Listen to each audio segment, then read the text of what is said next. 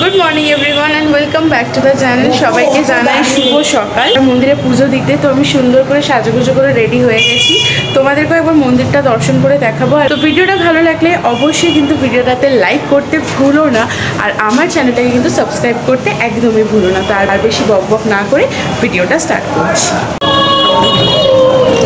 এরা আসবে, যাবে না।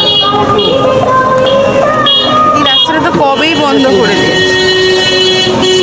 কালকে তো আমরা সোজা গেলাম না।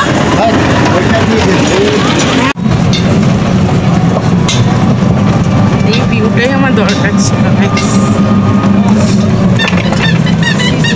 এমন করে দিয়েছি দেখ, এখন এখান থেকে অটো যাচ্ছে, মন্দিরে এত সামনে থেকে কোনো দিন অটো গেছে দেখেছিস?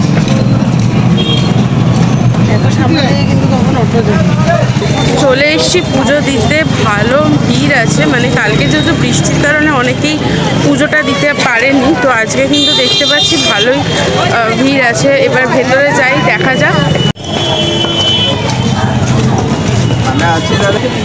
ওমা, জগন্নাথের জন্য কি নিয়ে এসছো তুমি মা? আরে কেন বলবে না, একবার দেখ। আরে দেখাও একবার। না বলবে, সবাই জানাতে নেই। যাই হোক, তোমরা মন্দিরটা দর্শন করো।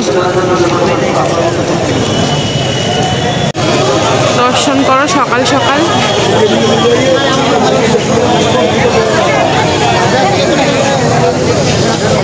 মেন গেটটা বন্ধ, তাই আজকে পশ্চিম গেট দিয়ে ঢোকাচ্ছে।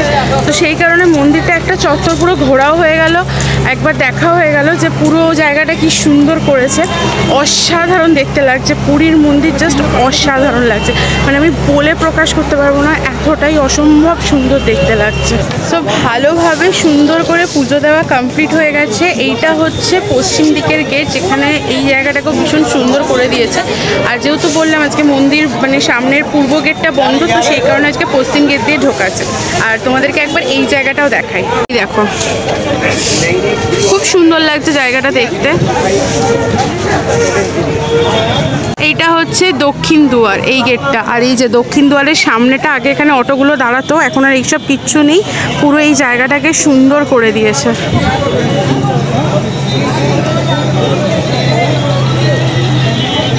দেখো, পুরো রাস্তা চেঞ্জ।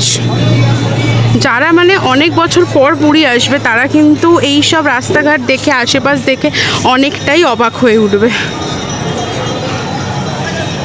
বিভৎস বিচ্ছিরি বাজে একটা রোদ, জানি না কি হবে, দেখা যাক। এখন শিবিরের ধারে যাচ্ছি। পুরী আসবো আর ডাব খাবো না, এটা তো হতেই পারে না। এখন ডাবের সাথে বচসা চলছে মায়ের। 50 টাকা না 60 টাকা এক একটা শাঁস দিয়ে ডাব বলছে, 50 টাকা আর 60 টাকা। দেখো, ঘড়ির কাঁটায় বাজে হচ্ছে এখন 1টা 23। পুরো লোকের লোক কতটা গিজগিজ করছে জাস্ট দেখো। ওইদিকে আমি জুম করলে দেখতে পাবে, আর সেম জিনিসটা হচ্ছে এই দিকেও, আর তেমনি চড়া ধূপ। ঘি ভাত দিয়ে গেছে, এই দুটো হচ্ছে ঘি ভাত, একদম ঝরঝরে ছোট ছোট চালের ভাত। দেখো, অসম্ভব সুন্দর। আচ্ছা, এটা হচ্ছে মহাপ্রভুর খিচুড়ি ভোগ, যেটা দেখতে আমাদের বাঙালি খিচুড়ির মতো নয়, মহাপ্রভুর এখানকার উড়িয়াদের খিচুড়ির মতো। এবার ভোগটা খেয়ে দেখা যাক।